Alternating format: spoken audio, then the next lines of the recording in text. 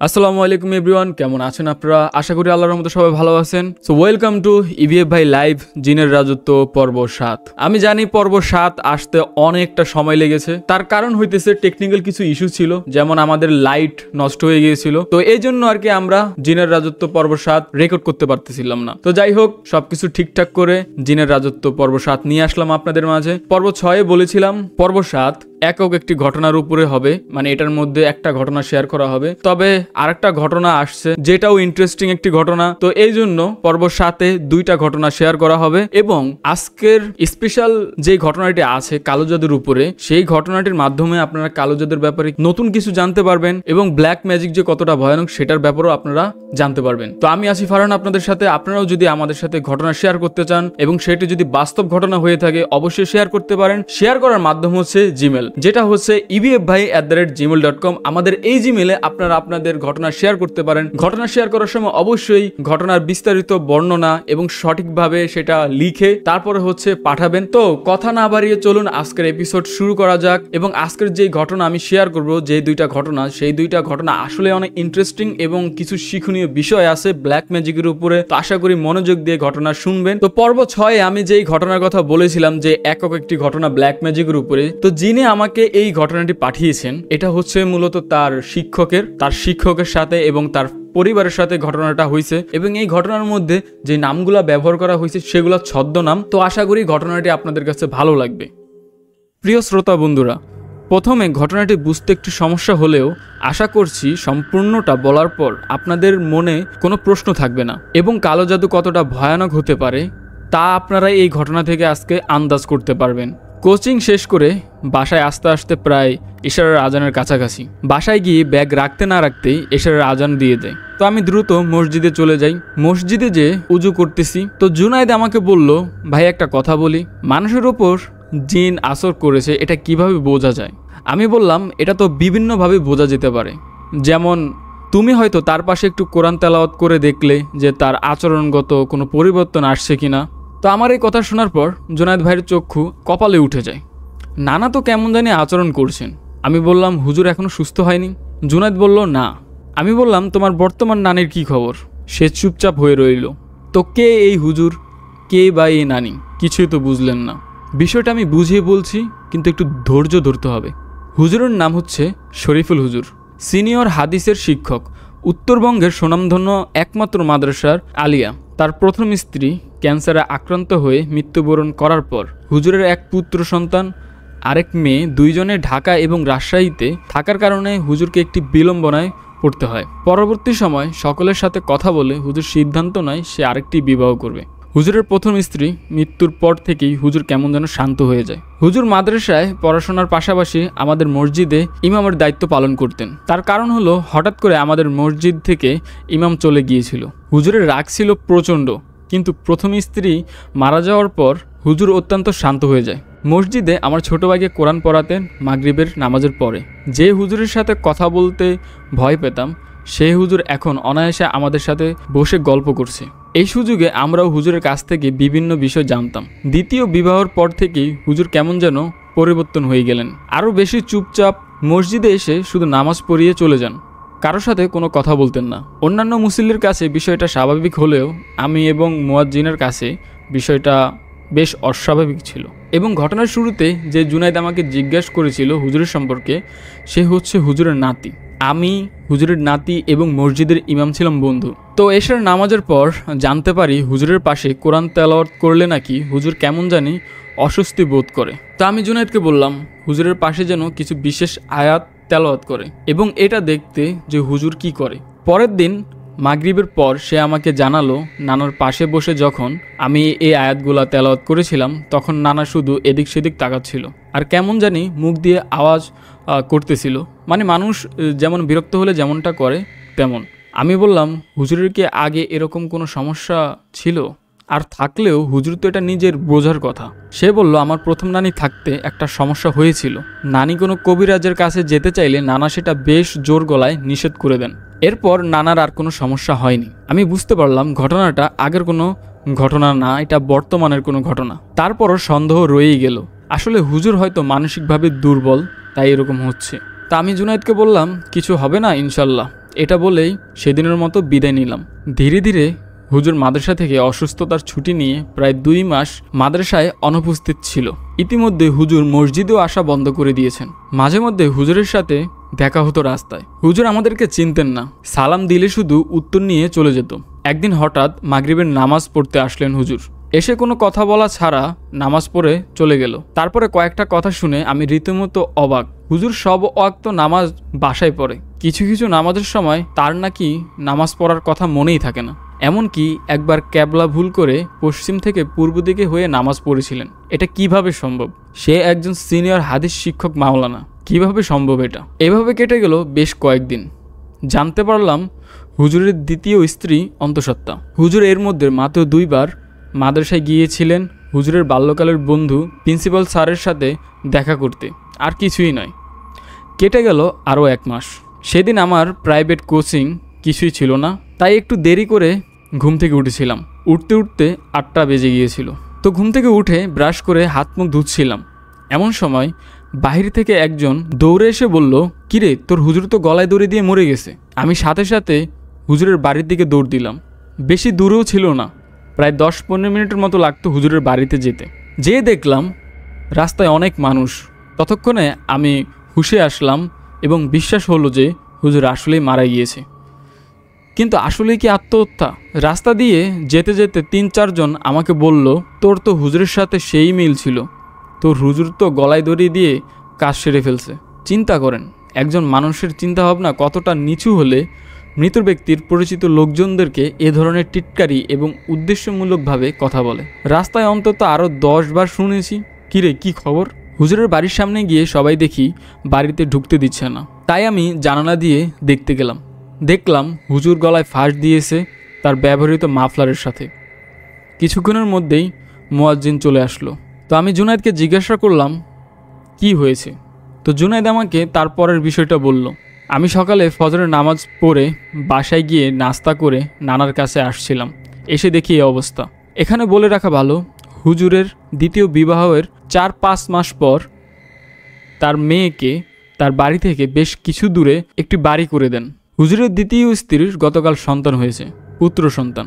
শুনে খুব কষ্ট পেলাম। জন্মের পরের দিনই এতিম হয়ে গেল। আরও চমকপ্রদ বিষয় হচ্ছে, হুজুর যেদিন আত্মহত্যা করে সেদিন হুজুর বেশ সকালে ওঠেন, ফজরের নামাজ পড়েন এবং তার প্রমাণ হচ্ছে হুজুর আত্মহত্যা করেছিল ঠিকই, কিন্তু পাশে জায়নামাজ ছিল এবং তা মেলানো ছিল। হুজুর সকালে ওঠেন, ফজরের নামাজ পড়েন এবং বাহিরে যান। তারপর পাশে থাকা একটি পুকুরের পাড়ে আরও কিছুক্ষণ দাঁড়িয়ে থাকেন। তারপর বাড়িতে যান। তার কিছুক্ষণ পরে হুজুরের এক আত্মীয় নাকি হুজুরের ঘরে সিদ্ধ ডিম দিতে আসে। তারপর এসে দেখে এই অবস্থা। তো সব আইনি ঝামেলা শেষ করে মাটি দিতে দিতে এশারের সময় হয়ে যায়। প্রিন্সিপাল সাহেবের কাছ থেকে এটাও জানতে পারলাম, দ্বিতীয় সন্তান জন্মের পর হুজুর মাদ্রাসায় এসেছিলেন। এসে প্রিন্সিপাল সাহেবের সাথে দেখা করেন। প্রিন্সিপাল সাহেব মজা করে মিষ্টি খেতে চাইলে হুজুর বেশ মন খারাপ করেন এবং হুজুর প্রায় কেঁদে দিয়েছিলেন সেই সময়। তারপর লাশ দাফন শেষ হয়। কেটে যায় আরও কয়েকটি মাস। তারপর কিছুদিন ধরে আমার ওই বন্ধু জোনাইদ একটা ছোট ছেলেকে সাথে করে নিয়ে আসে। জিজ্ঞেস করলাম ছেলেটা কে? সে উত্তরে বলল, আমার আম্মু অসুস্থ, আমার আম্মুকে দেখানোর জন্য আমার এক আত্মীয় এসেছে। অসুস্থতা বেশি হওয়ার কারণে বেশ কয়েকদিন যাবৎ এখানে সে আছে। তারপর মাগরিবের নামাজের পরে সে আমাকে জানালো সম্ভবত আমার মায়ের উপরে কেউ কোনো তাবিজ করেছে। আমি তার কাছে শুনতে চাইলাম তোমার মায়ের কি কোনো সমস্যা হচ্ছে। তারপর আমি তাকে বেশ কিছু সমস্যার কথা বললাম যে এই ধরনের কোনো সমস্যা তোমার মায়ের হচ্ছে কিনা। তো জুনাইদ বলল যে না। তারপরে আমি বললাম ডাক্তার দেখাও, হুটহাট কোনো হুজুরের কথা অনুযায়ী সিদ্ধান্ত নিও না। কিছুদিন পর সে বলল যে এই জেলা থেকে শুরু করে ঢাকা পর্যন্ত ডাক্তার দেখানো হয়ে গেছে, কিন্তু কোনো রোগ ধরা পড়েনি। তারপর আমি বললাম ভালো কোনো হুজুর দেখাও। তো ঘটনার বাকি যে অংশটা সেটা এখন আমরা শুনবো জুনাইদের মুখ থেকে। মানে জুনাইদ ভাই যেভাবে বলেছিল সেইভাবে এখন পড়ে শোনাবো। আমার মা দিনকে দিন খুব অসুস্থ হতে থাকে। বমি করা, শারীরিক দুর্বলতা, কোনো কিছুই যেন থামছে না। ডাক্তার দেখানোর পরও কোনো কাজ হয় না। পরবর্তীতে আমরা এক হুজুরের সাথে দেখা করি। হুজুর বিভিন্ন পদ্ধতির মাধ্যমে জানতে পারেন আমার মায়ের ওপর কোনো অশুভ কিছু দৃষ্টি রয়েছে। তার কথার সিদ্ধান্ত অনুযায়ী আমরা আরও বড় এক হুজুরের এলাকার একজন পীর সাহেবের কাছে গিয়ে হাজির হই। তিনি বিষয়গুলো ভালোভাবে পর্যবেক্ষণ করেন এবং আমাদের সাবধানে থাকতে বলেন এবং বেশ কিছুদিন সময় চান তিনি। কিছুদিন পর আমার মাকে ডেকে পাঠালেন, তবে শর্ত হচ্ছে ফজরের নামাজের পর তাকে আসতে হবে। সে আসবে এবং তার ঘনিষ্ঠ একজন তার সাথে আসবে। তো শর্ত অনুযায়ী আমার মা এবং আমার এক দূর সম্পর্কের নানি সাথে যান। হুজুর সেখানে কিছু রুকিয়া করেন এবং বেশ কিছু নিয়ম দেন। এর মধ্যে প্রায় 60টি ফুল এনে একটি নির্দিষ্ট দোয়া পরে সে পানিতে রেখে সে পানিতে গোসল করতে বলেন এবং সোনা, রূপা এবং তামা এই তিনটাকে একটি পানিতে রেখে তার মধ্যে একটি দোয়া করে দেন। এই পানি প্রতিদিন পান করতে বলেন। তারপর একদিন মা ওয়াশরুমে যান। সেখানে কালো আবছা এক ধরনের অবয়ব বাহিরে অবস্থান করতেছিল, যেটা মা লক্ষ্য করেনি। আমার মায়ের উপর আক্রমণের সমস্ত পরিকল্পনা ইতিমধ্যে সম্পন্ন হয়ে গিয়েছে। এমন সময় পীর সাহেব জিনের মাধ্যমে জানতে পারেন আমার মায়ের উপর বেশ কয়েকজন জিন চড়াও হবার জন্য প্রস্তুতি নিচ্ছে। তৎক্ষণাৎ ওই হুজুর তার জিন পাঠিয়ে এইগুলোকে প্রতিহত করে, কিন্তু তারপরও সমস্যা কাটেনি। হুজুর এখনো পর্যন্ত মাকে কোনো তাবিজ দেননি, শুধু দোয়া এবং রুকিয়ার মাধ্যমে কাজ করতেছিলেন। তো পীর সাহেব এরপর আমার মাকে ডাকেন এবং বলেন, তোমার ভেতর থেকে কালো জাদুর সম্পূর্ণ প্রভাব বের করতে হবে এবং তিনি বিশেষ কিছু প্রস্তুতি নিতে পারেন। এসব প্রস্তুতির শেষে আবার তার কাছে যাওয়ার পর তিনি আমার মায়ের পেট থেকে কালো রক্ত মিশ্রিত বেশ কিছু পদার্থ বের করে, যা ছিল নাপাক, এবং তিনি এটাও জানান এই জিনিসগুলো তোমাকে জিনের মাধ্যমে খাইয়ে দেওয়া হয়েছিল। এরপর তিনি আমাদেরকে বাসায় পাঠিয়ে দেন। ঘটনা এখানে শেষ হয়ে যেত, কিন্তু আমার মা আবার অসুস্থ হয়ে পড়ে। পরবর্তীতে আমরা আরেকজন মহিলার কাছে গিয়েছিলাম। ওই মহিলা আমাদের থেকে মোটা অঙ্কের টাকা দাবি করে, তারপর কাপড়, নারিকেল, আরও কিছু জিনিস দাবি করে। শর্ত অনুযায়ী তাকে সব কিছু দেওয়া হয়। এরপর সে আমার মাকে অনেকগুলো তাবিজ ধরিয়ে দেয় এবং কয়েকটি সিঁদুরের কৌটা দেয়, যেগুলোকে বলে যে তোর বাপ যে বাড়িতে মারা গিয়েছে সেই বাড়িতে 4 কোণায় 4টি পুঁতি দিতে। মানে যেই সিঁদুরের কৌটাগুলো দিয়েছিল সেগুলো বলেছিল যে বাড়ির 4 কোণায় পুঁতি দিতে, 4 জায়গায়। এখানে আবার কিছু কথা বলি পূর্বের সেই পীর সাহেবের। আমার মায়ের রোকেয়া শেষে যখন আমার নানা সম্পর্কে জিজ্ঞাসা করেছিলেন, তখন আমার মা জানিয়েছিলেন নানা আত্মহত্যা করে মারা গিয়েছে। এটা জানতে চেয়েছিল ওই আগের যে পীর ছিল উনি। তখন হুজুর বলেন, তোমরা কি কোনো পদক্ষেপ নেওনি? মা তো আশ্চর্য হয়ে যায়। পীর সাহেব বলে, তোমার দূর সম্পর্কের এক চাচি, অর্থাৎ আমার দূর সম্পর্কের এক নানি, একজনকে এই পীর সাহেবের কাছে পাঠিয়েছিলেন। এটা জানতে পাঠিয়েছিলেন যে হুজুরের কোনো সমস্যা আছে কিনা। পরবর্তীতে আমরা ওই হুজুরের কাছ থেকে জানতে পারি যে আমার নানা কালো জাদুতে আক্রান্ত ছিল, এমনকি এই জাদু করেছে তার কাছের একজন ব্যক্তি। এবং নানা আত্মহত্যার আগে সকালে যে নাস্তা করেছিল সেই নাস্তার মধ্যেও কালো জাদুর সামগ্রী ছিল এবং সেটা তাকে খাওয়ানো হয়েছিল, অথচ কেউ আমরা এই বিষয়গুলা জানতাম না। যাই হোক, এখন আমার মা সুস্থ। তো এর মাধ্যমে শেষ হলো এই ঘটনাটি। এখন আমি কিছু কথা বলতে চাই। হুজুর মারা যাওয়ার পর হুজুরের যেই দ্বিতীয় স্ত্রী, তিনি সেদিন ওই বাড়ি ছেড়ে চলে যায় যেদিন হুজুর মারা গিয়েছিল।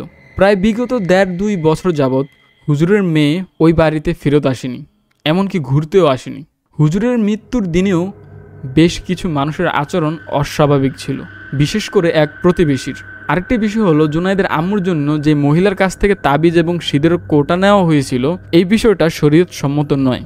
সবশেষ একটা কথা হলো, কালো জাদু কখনো ভালো কিছু করে না। যে কালো জাদু করে সে চিরকাল জাহান্নামী হয়ে থাকে এবং এর দ্বারা একজন সন্তান জন্মের পরই এতিম হয়ে গিয়েছে, একজন মেয়ে তার পিতাকে হারালো, একজন ছেলে তার পিতাকে হারালো, একটা শিক্ষা প্রতিষ্ঠান একজন হাদিসের শিক্ষককে হারিয়ে ফেললো। আসলে কি হুজুর কালো জাদুতে আক্রান্ত ছিল নাকি হুজুর নিজে আত্মহত্যা করেছেন, আজও সেটা অজানা। তো ধন্যবাদ ভাই আপনাকে আপনার ঘটনা পাঠানোর জন্য, মানে আপনার হুজুরের ঘটনাটি পাঠানোর জন্য। ঘটনাটি অনেক বড় ছিল, আপনি আপনার মূল্যবান সময় দিয়ে আমাদেরকে ঘটনাটি পাঠিয়েছেন, এর জন্য আপনাকে অসংখ্য অসংখ্য ধন্যবাদ। আসলে কি হুজুর কি আত্মহত্যা করেছিল নাকি এটা সম্পূর্ণ কালো জাদুর কারণে হয়েছিল?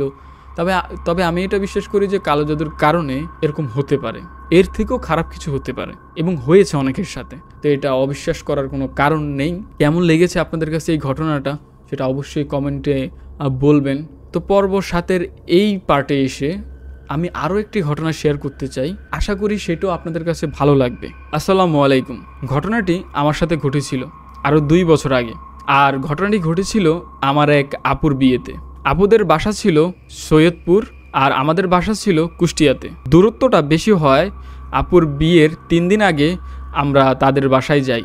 বলে রাখা ভালো, যার বিয়ে সে আমার ফুফাতো বোন। আপুদের বাসাটা ছিল অনেক ছোট, অনেক লোকজনের থাকার জায়গা না পেয়ে তারা বাসার সামনে একটি পুরাতন বাসা ভাড়া নেয়। বাসাটা ছিল 2 তলার একটি বাসা। আমি আমার আরেক ফুফির সাথে সেই পুরাতন বাসার 2 তলার একটি রুমে থাকতাম এবং আমার মা বাবা আপুদের বাসায় থাকতো। বিয়ের 2 দিন আগ পর্যন্ত আমার সাথে তেমন কিছু ঘটেনি। আপুর বিয়ের সব জিনিসপত্র আমরা যেই রুমে থাকতাম ওই রুমে রাখা ছিল, তাই বেশিরভাগ সময় রুমটা তালা দেওয়া থাকতো। বিয়ের দিন রাতে ঘুমাতে যাওয়ার সময় আমি ফুফিকে বলি, ফুফি আজকে আমি রুমের তালা খুলবো, মানে যেই রুমে বিয়ের জিনিসপত্র রাখা ছিল সেই রুমের কথা বলা হয়েছে। এরপর ফুফি আমার কাছে রুমের চাবি দেয়, তখন আমি তালা খোলার জন্য ওই রুমে যাই। রুমের বাইরে লাইট ছিল, তো লাইট জ্বালানোর সাথে সাথে রুমের ভেতর থেকে চিল্লানোর আওয়াজ শুনি। তখন আমি একাই ছিলাম, ফুফি ছিল না। ফুফি ছিল নিচের সিঁড়িতে। তারা কিন্তু কিছুই শুনে নাই, শুধু আমি শুনতে পেয়েছিলাম। আওয়াজ শোনার সাথে সাথে আমি এক চিল্লানি দিয়ে নিচে দৌড়ে চলে আসি। তখনও আমার গা সম্পূর্ণ কাঁপতেছিল। ফুফির সাথে সাথে আমার শরীরে দোয়া কালাম পরে বন্ধ করে দেয়, কিন্তু ওই পরিস্থিতিতে নিজের শরীর বন্ধ করতে আমি ভুলে গিয়েছিলাম, আর এটাই ছিল আমার একটি বড় ভুল। তারপরের দিন আমরা আপুদের বাসা থেকে আমাদের বাসায় যাওয়ার জন্য রওনা হই, কিন্তু আমি যখন গাড়িতে ছিলাম তখন খেয়াল করি আমার সাথে একটি ছায়া আসতেছিল। প্রথমে পাত্তা দেইনি, পরে আম্মুকে বিষয়টা বলি। আম্মুও কিন্তু দেখতে পেয়েছিল। তারপর আম্মু দোয়া পরে আমার শরীর ঝেড়ে দেয়। এরপর আর ছায়াটি দেখতে পাইনি। বাসায় আসার পরে একজন ভালো হুজুরকে দেখানো হয়। হুজুর আমার মা বাবাকে সব কিছু বলেছিল, কিন্তু কেউ আমাকে কিছু জানায়নি। কিন্তু এর মাঝে আমার ফুফির সাথে অনেক কিছু ঘটে যায়। আমরা ধারণা করেছিলাম এই রুমে হয়তো কোনো জিন ছিল। কিছুদিন ধরে আমি অনেক কিছু দেখতে পেতাম। আলহামদুলিল্লাহ এখন আর কোনো সমস্যা হয় না। তো ধন্যবাদ আপনাকে আপনার ঘটনা পাঠানোর জন্য। ঘটনাটি খুব ভালো লেগেছে আমার, বেশ ইন্টারেস্টিং ছিল।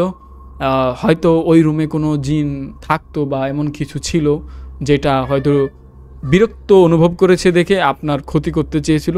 তো যাই হোক, আপনি এখন সুস্থ আছেন, এটা শুনে ভালো লাগলো এবং আপনাকে অনেক অনেক ধন্যবাদ। তো প্রিয় দর্শক, আজকের পর্ব এতটুকুই। যেটা বলেছিলাম যে আজকের পর্বতে মাত্র 2টি ঘটনা শেয়ার করা হবে এবং পরবর্তী পর্বগুলো আরও বড় হবে এবং আরও বেশি ঘটনা আমি শেয়ার করব। তো এতক্ষণ আমি ছিলাম ফারহান আপনাদের সাথে। আপনারা দেখছিলেন ইভিএফ ভাই লাইভ জিনের রাজত্ব পর্ব 7। তো আজকের মতো আমি বিদায় নিচ্ছি, কথা হবে পরবর্তী পর্বতে। সবাই ভালো থাকবেন, সুস্থ থাকবেন, আল্লাহ হাফেজ।